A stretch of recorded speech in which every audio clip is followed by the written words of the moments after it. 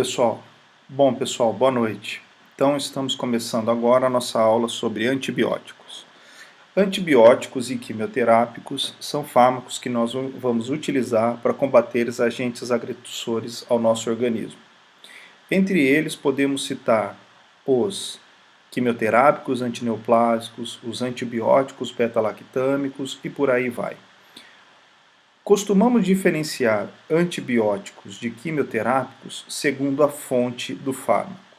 Então, se o fármaco que combate um agente agressor veio de uma origem natural, como por exemplo um fungo ou de uma bactéria, através de um processo fermentativo, nós chamamos de antibiótico.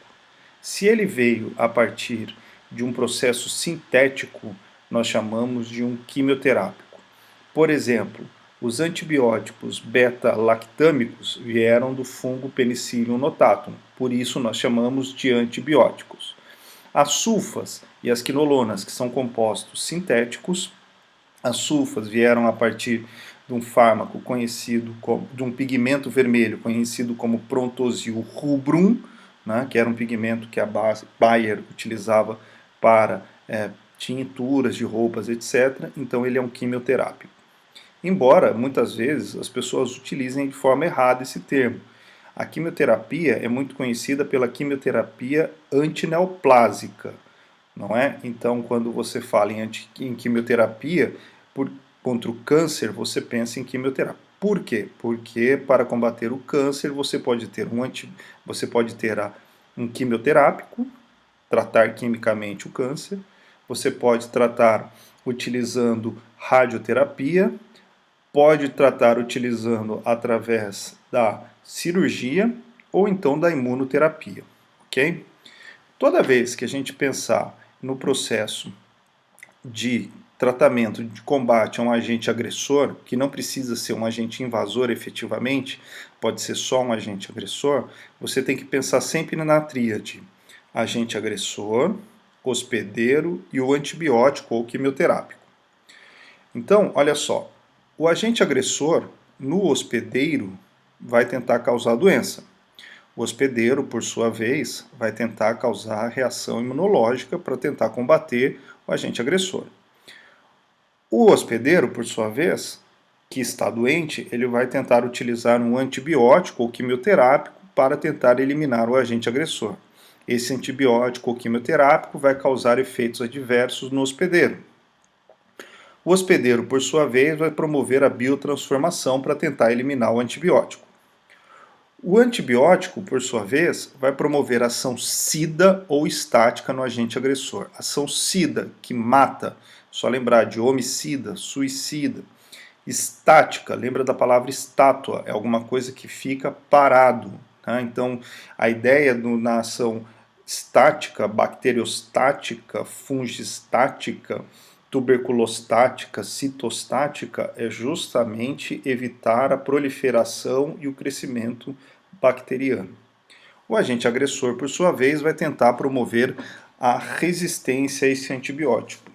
Aliás, resistência é uma luta que a gente já perdeu, porque o antibiótico, a velocidade que a gente cria novos antibióticos é infinitamente menor que a velocidade que o agente agressor cria resistência, que as bactérias criam resistências. Ok? Toda vez que nós produzimos ou trabalhamos com um quimioterápico, né, nós temos que pensar sempre nas diferenças. Diferenças bioquímicas, diferenças morfológicas ou diferenças na distribuição. Diferenças bioquímicas entre o hospedeiro e o agente agressor. Por exemplo, uma bactéria precisa produzir o seu ácido fólico para produzir as bases de DNA. Nós, humanos, não precisamos produzir o ácido fólico. Nosso ácido fólico vem através da dieta. Então, o que ocorre? Você consegue bloquear a biossíntese de ácido fólico na bactéria. Esse é o exemplo das sulfas. E isso trata-se de uma diferença bioquímica, porque a bactéria tem cascata bioquímica para produzir o ácido fólico, e nós humanos não, nós temos mecanismo de transporte. Já as diferenças morfológicas ou citológicas, é bem fácil de você lembrar da seguinte questão. Você pode ter, as bactérias têm parede bacteriana e nós humanos temos membrana celular. Então, antibióticos beta-lactâmicos, por exemplo, inibem a síntese de parede, o que agride preferencialmente a bactéria.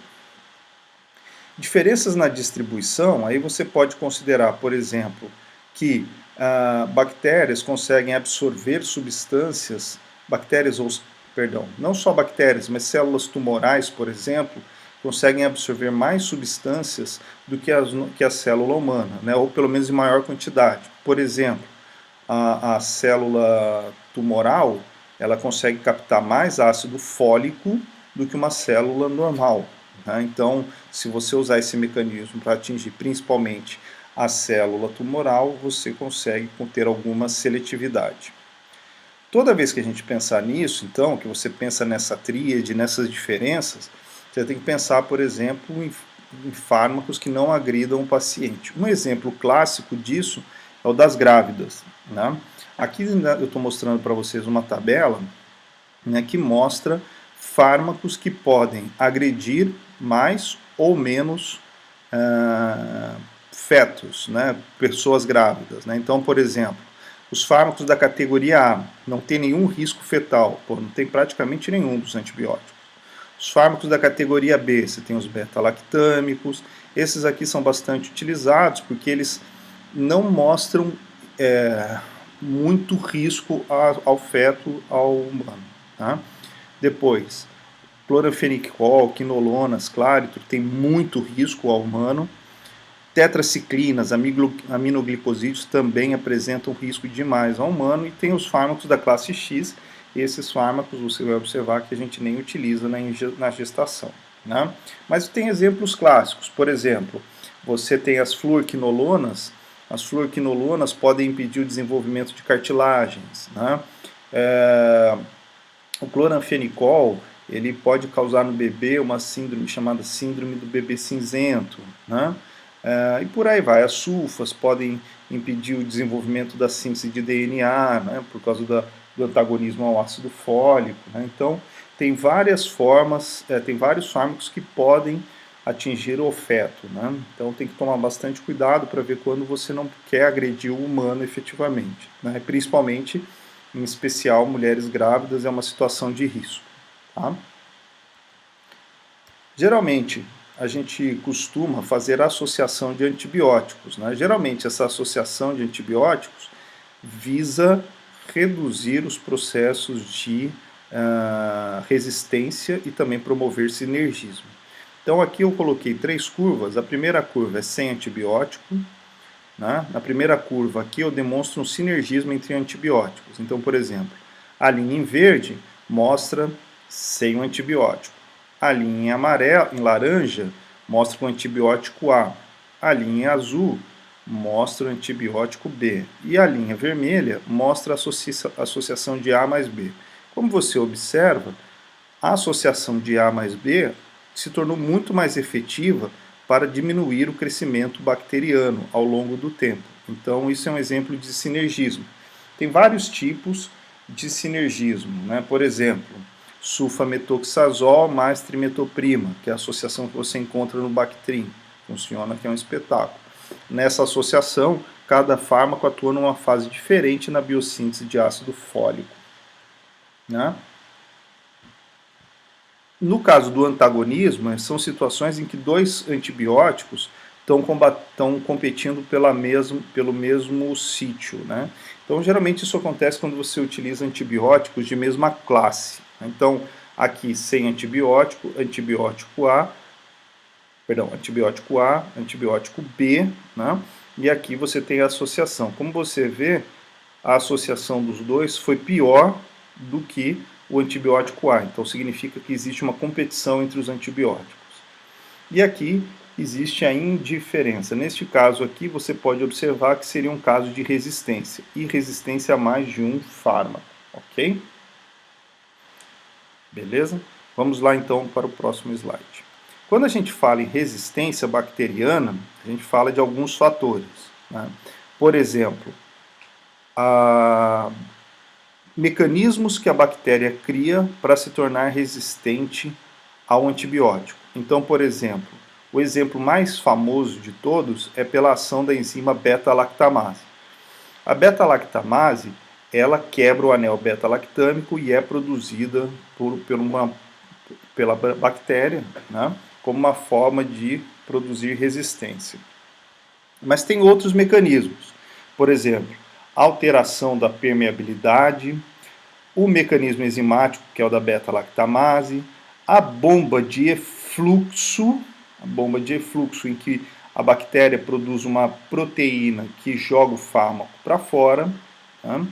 Nós podemos ter aqui os genes temos os genes de resistência, né, do plasmídio, que vão desenvolver a resistência e transferir essa resistência. Né? Então, só continuando, o mecanismo de resistência, alteração de permeabilidade, o mecanismo de enzimático, como é o caso da beta-lactamase, você pode ter alteração do sítio catalítico e a bomba de efluxo. Alteração do sítio catalítico, a bactéria modifica a enzima, o alvo onde o fármaco atuaria, né?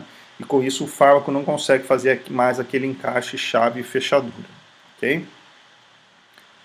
Então, se você olhar nesse quadro, você vai observar que vários fármacos têm vários mecanismos diferentes, né? Por exemplo, fluorquinolonas, elas se tornam resistentes porque a bactéria consegue alterar a DNA girase, que é onde a fluorquinolona atua. Então a bactéria consegue passar imune ao antibiótico, ao antibacteriano. Os beta-lactâmicos têm dois mecanismos, né? Você pode ter através das beta-lactamases, né, que quebram os anéis das penicilinas, né? E os beta-lactâmicos também, eles conseguem diminuir a permeabilidade da membrana ao fármaco. Então a bactéria diminui a permeabilidade da membrana ao fármaco, ok? E no caso das tetraciclinas, por exemplo, das quinolonas e dos macrolídeos, né, a bactéria dá um jeito de efluxar o fármaco. Se você observar, né, tem antibiótico que a bactéria consegue desenvolver 2, 3 mecanismos diferentes. Então, você cria o antibiótico, mata a bactéria cria o mecanismo de resistência e não cria só um, cria 2, 3 mecanismos. E aí por isso que muitas vezes você não consegue eliminar determinadas bactérias. São as bactérias multiresistentes a fármacos, né? O mesmo acontece com diferentes fármacos. Então, diferentes fármacos com diferentes mecanismos de resistência, e aí a bactéria fica super resistente. Esse é aquele tipo de bactéria que consegue fechar um hospital.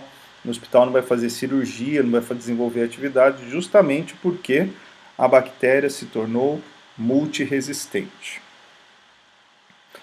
Bom, quando a gente fala em quimioterapia, né, e atividade antibacteriana, um exemplo que se utiliza é a profilaxia, né? Mas a profilaxia não deve ser utilizada sempre. Em determinadas situações você pode utilizar a profilaxia. Por exemplo, se você vai fazer uma cirurgia ou tem algum problema cardíaco, né? Então, se você é uma pessoa que tem problema cardíaco, tem doença reumática, você tem que usar antibióticos para evitar a infecção por streptococcus. Isso impede infecções cardíacas, né? O mesmo ocorre, tá, quando você faz cirurgia odontológica, né? Quando você faz cirurgia odontológica, retira um dente, etc., ou faz um implante, né? Se a pessoa ela é portadora de um implante cardíaco, por exemplo, de uma válvula cardíaca, ela pode ter uma endocardite causada pela bactéria na boca da pessoa. Então, a bactéria na boca da pessoa pode migrar para o coração, se instalar nessa válvula cardíaca, e aí a pessoa tem uma endocardite. Tá? Você pode usar profilaxia no tratamento de tuberculose, meningite e também tratamentos cirúrgicos, né? Então, posteriores ou antes mesmo, você pode fazer a profilaxia com antibióticos, tá? Mas tem que tomar muito cuidado com isso. Por exemplo, hoje a gente está vendo a questão da cloroquina, que as pessoas estão numa corrida desesperada né, para comprar cloroquina. A gente não sabe se a cloroquina funciona efetivamente de forma profilática para a infecção do vírus, né? Então, está sendo feito estudo clínico justamente por isso. Okay? Então, evitar essa profilaxia desnecessária, porque essa profilaxia desnecessária muitas vezes induz a resistência bacteriana. Olhando aqui também, eu coloquei para vocês como os antibacterianos, né, eles conseguem matar uma bactéria. Então você pode ter fármacos que impedem a biossíntese de parede celular, né?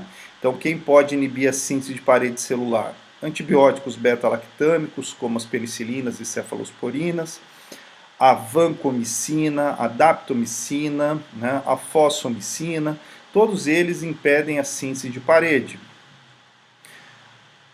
Você pode ter inibidores do metabolismo, como é o caso os antifolatos, né, como é o caso das sulfas. Tá? Elas vão impedir a síntese de ácido fólico na bactéria, e ao impedir a síntese de ácido fólico na bactéria, ela impede a síntese de DNA bacteriano. Você pode ter inibidor de síntese de proteínas, como é o caso das tetraciclinas, os aminoglicosídeos, os macrolídicos, né? Eles se ligam ao ribossomo bacteriano, que é um pouco diferente do ribossomo humano, e por isso conseguem impedir a síntese de bactérias, a síntese proteica nas bactérias, né? E por fim, a inibição da função ou da síntese dos ácidos nucleicos. Por exemplo, as fluorquinolonas, elas vão atuar na DNA girase, né? E aí você também tem a rifampicina, você pode ter antineoplásicos que intercalam as bases de DNA, então o DNA também passa a ser um alvo para antibióticos e quimioterápicos. Então, como eu disse para vocês, o mecanismo de ação dos antibióticos, né, basicamente os mecanismos estão relacionados com parede, síntese de DNA, síntese de proteínas e os mecanismos bioquímicos, como ocorrem como os antagonistas do ácido fólico. Mudando agora, já vamos para a primeira classe de antibacterianos. A primeira classe de antibacterianos que nós vamos estudar é dos antibióticos beta-lactâmicos. Geralmente os antibióticos beta-lactâmicos nós classificamos como clássicos e não clássicos. Os clássicos são as penicilinas e as cefalosporinas, e os não clássicos as penemas e penamas. Aqui eu estou mostrando para vocês como é a estrutura de uma parede bacteriana. Aqui em cima, gram positiva, e aqui embaixo, gram negativa. Esse slide é importante porque ele mostra aqui, por exemplo, que a parede da bactéria gram positiva, ela tem uma camada espessa de peptídeo glicanos e uma membrana lipídica. Já a bactéria gram-negativa, ela possui duas camadas de fosfolipídios e uma camada mais fina de peptídeo-glicanos. Tá? A parede da bactéria gram-negativa, ela costuma ser mais lipofílica, por isso ela precisa de porinas que permitem a passagem de substâncias hidrossolúveis. Guarde essa informação porque ela vai ser importante mais à frente. Basicamente, uma penicilina, que é um beta-lactâmico, né? As penicilinas elas foram descobertas ao acaso pelo Alexander Fleming, né? A primeira penicilina que foi criada foi a penicilina G, né, ou também conhecida como benzilpenicilina, né, e ela foi extraída do fungo Penicillium notatum. Posteriormente, vieram inúmeras penicilinas semissintéticas, quase todas a partir da penicilina G. Okay? O que uma penicilina faz? Basicamente, uma penicilina ela consegue impedir a formação das ligações cruzadas entre os peptídeo-glicanos. Como não formam as ligações cruzadas entre os peptídeo-glicanos da parede celular da bactéria, o que ocorre é que a parede da bactéria se desorganiza e isso promove o extravasamento do líquido intracelular da bactéria, levando-a à morte. Ok? Como que isso ocorre do ponto de vista molecular? Uma bactéria, ela para produzir a parede bacteriana, ela ela utiliza uma enzima, que é uma carboxipeptidase, também conhecida como PBP. PBP, que está aqui ó, na parede bacteriana. PBP vem da sigla Penicillin Binding Protein, ou proteína de ligação das penicilinas. Okay? Ela é uma enzima do tipo carboxipeptidase. Basicamente, a PBP, que é essa carboxipeptidase, o que ela faz? Ela pega um peptídeo glicano, pela sua porção deala, pega outro peptídeo glicano e junta os dois. Né? Então a carboxipeptidase, ela ataca o deala.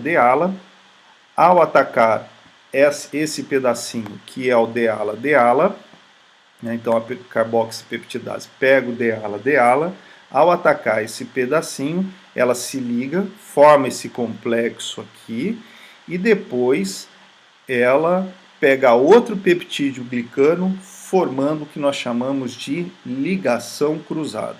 É assim que se formam as ligações cruzadas da parede bacteriana. Uma penicilina vai impedir que esse processo aconteça. E isso ocorre por quê? Porque, olha aqui, por exemplo, nesse slide aqui eu estou mostrando a estrutura do deala, que está lá na parede bacteriana. Olha só como é a estrutura de uma penicilina. Elas são super semelhantes, né? São super semelhantes e sobreponíveis, o que significa que a estrutura da penicilina é muito parecida com a do deala. E isso faz enganar a enzima, a PBP. Então, a PBP ataca, na verdade, a penicilina e não deala. Uma vez que ela ataca a penicilina, então a PBP se liga na penicilina ao invés de se ligar no deala. E aí não ocorre a formação das ligações cruzadas. Ok? Bom, do ponto de vista terapêutico e estrutural, nós classificamos as penicilinas em algumas formas. Né? Então nós temos, a primeira classe é a classe das penicilinas resistentes a ácido. Quando foram criadas as primeiras penicilinas, observou-se que essas primeiras penicilinas, né, a benzilpenicilina, por exemplo, ela ia muito bem pela injeção intramuscular. Mas, quando ela era aplicada por via oral, ela perdia a ação. E observou-se que isso acontecia porque o anel beta-lactâmico, que é esse cara aqui, ó, o anel beta-lactâmico sofria hidrólise pela ação do ácido clorídrico estomacal. Então o ácido clorídrico vinha e quebrava essa parte aqui. Lembra que para a penicilina ter a sua ação, ela tem que ser muito semelhante estruturalmente ao deala. Se ocorresse a quebra neste pedaço aqui, ela deixa de ser semelhante ao deala e perde a sua atividade. Então, por isso, foram criadas penicilinas que fossem resistentes a ácidos e que você pudesse administrar por via oral. Os dois principais exemplos que a gente tem, mais empregados hoje em dia, são a ampicilina e a amoxicilina. Nós temos também a fenoximetilpenicilina, que também é uma penicilina de uso oral. A fenoximetilpenicilina, ela também é conhecida como penicilina V, que a gente encontra no mercado com a formulação PENV oral. Bom, por que essas penicilinas conseguem ser resistentes ao meio ácido? Tá? Isso ocorre por quê? Porque aqui, geralmente, essa porçãozinha aqui, ó, essa parte aqui da molécula se encaixa aqui, tá? Quando isso ocorre, essa parte está encaixada aqui, esses grupos que estão aqui em vermelho, aqui no caso da amina e aqui no caso do metóxi, né? Esses grupos que se encaixam nessa posição aqui, eles acabam tendo uma ação puxadora de elétrons. Então eles puxam elétrons e quando eles puxam os elétrons, né, eles são retiradores de elétrons, eles desativam a carbonila do anel beta-lactâmico. Desativar, em química, significa tornar menos reativo. Então, no caso aqui, ao retirar os elétrons dessa carbonila do anel beta-lactâmico, você consegue tornar esse anel menos reativo e menos suscetível ao ataque ácido. Então, basicamente, hoje nós temos 3 tipos aqui que são muito empregados no dia a dia: fenoximetilpenicilina, a amoxicilina e a ampicilina. Nós podemos ter também penicilinas resistentes à beta-lactamase. Isso eu já expliquei para vocês quando eu falei sobre a introdução de grupo volumoso. Penicilina resistente à beta-lactamase são as penicilinas que não são degradadas pela enzima de resistência que é a beta-lactamase. Observou-se que quando se começou a utilizar a penicilina G e outras penicilinas, com o tempo elas perdiam ação. E aí observou-se que isso era por causa da resistência bacteriana. Então, para isso, foram criadas penicilinas resistentes, como é o caso da meticilina e da nafcilina, né? Essas penicilinas, elas têm na sua cadeia lateral, elas têm grupos volumosos. Esses grupos volumosos causam o que nós chamamos de impedimento estérico. Então, os grupos metoxi que nós temos aqui, esses grupos metoxi, eles apresentam impedimento estérico. Geralmente, essa porçãozinha aqui, esse pedaço, acaba entrando aqui, tá, gente? Esses grupos, esse impedimento estérico, ele impede que a beta-lactamase ataque o anel beta-lactâmico por volume, por tamanho. Então, esses grupos volumosos criam um bloqueio de espaço que a beta-lactamase não consegue atacar o anel beta-lactâmico. Infelizmente, hoje a gente sabe que já existem bactérias resistentes à meticilina. É o caso da MRSA, Methicillin Resistant Staphylococcus aureus, né, que é resistente à meticilina também. Okay? Nós podemos ter penicilinas que são tanto resistentes à beta-lactamase quanto a ácidos, né? São penicilinas que apresentam na sua cadeia lateral também grupo volumoso e grupos puxadores de elétrons, como é o caso da oxacilina, cloxacilina e dicloxacilina. Elas são tanto resistentes à beta-lactamase quanto aos ácidos do estômago. Nós podemos ter também penicilinas de amplo espectro. As penicilinas de amplo espectro, elas costumam ser mais hidrofílicas. Então elas apresentam aqui na cadeia lateral grupos polares, né? Esses grupos polares, né, aqui nessa cadeia lateral, detalhe, esse pedacinho entra aqui. Então apresentam grupos polares e esses grupos polares tornam elas mais hidrossolúveis, de modo que elas atravessam as porinas da parede da bactéria gram-negativa. Com isso, as penicilinas conseguem entrar tanto na bactéria gram-negativa quanto na bactéria gram-positiva. É o caso da ampicilina e da amoxicilina. A amoxicilina ainda tem aqui um grupo hidroxila, que a deixa mais hidrofílica ainda, né? Então, de mais amplo espectro ainda. Se você observar, a amoxicilina, ela é um antibiótico que ela é tanto resistente à via oral e de amplo espectro. Por isso que ela é tão utilizada, né? O uso dela é tão amplo. Ela consegue resolver uma quantidade grande de infecções, é de amplo espectro e também é resistente por via oral. Então é fácil de você utilizá-la, né? Com um detalhe importante, né? Ela não é resistente à beta-lactamase.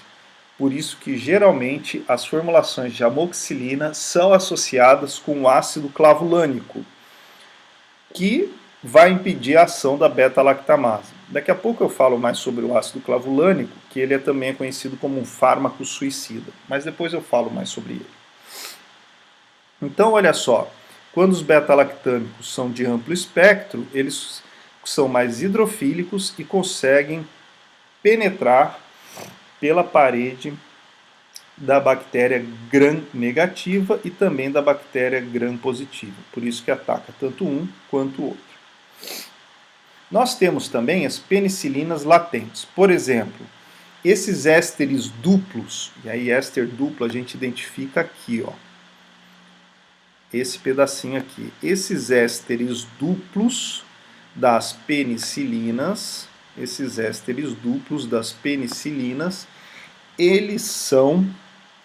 eles tornam as penicilinas mais lipofílicas, o que melhora geralmente a sua absorção por via oral. Quando esses profármacos caem na corrente sanguínea, sofrem hidrólise, tanto a pivampicilina quanto a bacampicilina, e se vocês lembrarem do conceito de profármaco, eles acabam liberando a forma ativa, que é a ampicilina, ok? Então, geralmente esses profármacos de ésteres duplos, e você observa aqui nessa parte eu tenho um éster, aqui eu tenho outra, esses ésteres duplos tornam as penicilinas mais lipossolúveis e de maior biodisponibilidade. Nós podemos ter também as penicilinas latentes, que são profármacos das penicilinas. Essas aqui eu até já falei no caso quando eu falei sobre profármacos, né? Nós temos a benzilpenicilina procaína. A procaína tem uma ação dupla porque ela consegue tanto causar anestesia local, então não dói, né? Não dói tanto, isso é muito relativo, mas pelo menos evita a dor da injeção da benzilpenicilina, e também prolongação. E no caso da penicilina benzatina, a benzatina, que é esse grupo grandão aqui com 2 anéis aromáticos, além de prolongar o tempo de ação, essa penicilina benzatina, ela também cria estabilidade em meio ácido. Isso é importante porque, no caso, quando você coloca em suspensão, coloca a penicilina em suspensão, ela pode se hidrolisar por acidificação da suspensão, do meio em que ela se encontra. Então, nesse caso, além de prolongar a ação, a benzatina também confere estabilidade química. Eu até falei isso quando eu falei de profármacos também na aula de profármacos, ok? Bom, os empregos das penicilinas então. Nós podemos utilizar as penicilinas para pneumonias, otites e sinusites, faringites e epiglotites, infecções cutâneas, meningites bacterianas, infecções do aparelho reprodutor, endocardite e nos casos de profilaxia. Né? Então, você pode usar em casos de sífilis, infecções de garganta, você pode utilizar em processos articulares, né, infecções ósseas. Né? Então, você tem bastante emprego para as penicilinas. Okay? Sífilis, gonorreia, né? Então os empregos são os mais diversos para as penicilinas. Okay? Os efeitos adversos, então, que podem ocorrer quando você faz uso de uma penicilina. Bom, o mais comum é a alergia. Né? Muitas pessoas até faziam antigamente aquele teste, né? Quando ia tomar injeção de benzetacil, ia tomar benzetacil, tinha que ir no hospital, aí o hospital ia lá, fazia um testezinho, né? Aplicava um pouquinho debaixo da pele e via se aparecia a pápula ou se formava ali um processo alérgico. Perceberam que o próprio processo alérgico podia causar também o choque anafilático, o processo de alergia. Então, hoje em dia, eles já nem fazem o teste mais, aplicam direto mesmo. Né? Como está dentro do hospital, se tiver alguma intercorrência, você é rapidamente atendido. Pode ocorrer superinfecção por organismos não sensíveis, então, organismos que são resistentes ou que não sofrem ação das penicilinas podem vir infeccionar você, porque muitas vezes você vai estar com o seu sistema imunológico baixo, tá? Nefrite, né? Então é bastante importante monitorar a função renal do paciente quando ele faz uso de penicilina. Alteração na microbiota intestinal. A nossa microbiota intestinal, ela tem uma função importante também saudável, né, para manter o bom funcionamento do intestino. Algumas vezes, quando você utiliza o antibiótico, você elimina essa microbiota saudável. E é muito comum, quando utiliza esse tipo de antibiótico por via oral, a pessoa apresentar diarreia, tá? Toxicidade hematológica, como anemia, etc., é mais difícil, mas pode ocorrer. Neurotoxicidade, convulsão, náusea e vômito também. Convulsão, náusea e vômito pode até ocorrer, mas neurotoxicidade, isso é mais difícil de ocorrer. Pacientes especiais, idosos, por exemplo, podem apresentar, mas isso é uma coisa mais difícil de ocorrer, ok? As interações medicamentosas que você tem que tomar cuidado. Uma que é muito famosa é antibiótico por via oral, beta-lactâmico com anticoncepcional, né? Aí eu até brinco que são os filhos da amoxicilina. Sempre aparece um filho da amoxicilina porque a mãe estava lá tomando anticoncepcional, bonitinho, direitinho, e aí teve uma outra intercorrência de saúde e precisou tomar um antibiótico. E não lhe foi avisado que o antibiótico pode ter uma diminuição do efeito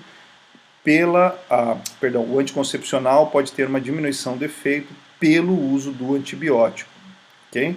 E esses antibióticos podem reduzir, por exemplo, a absorção do anticoncepcional. Então, nesse período, a pessoa tem que usar um outro método anticoncepcional adicional, não confiar apenas na pílula anticoncepcional. Com tetraciclinas, né, essas tetraciclinas reduzem o efeito da penicilina, então se você tiver que associar, espace as doses.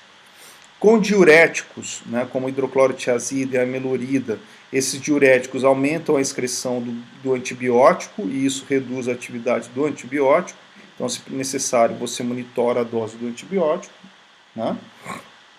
E com a probenecida é um fármaco que bloqueia a excreção da penicilina nos rins.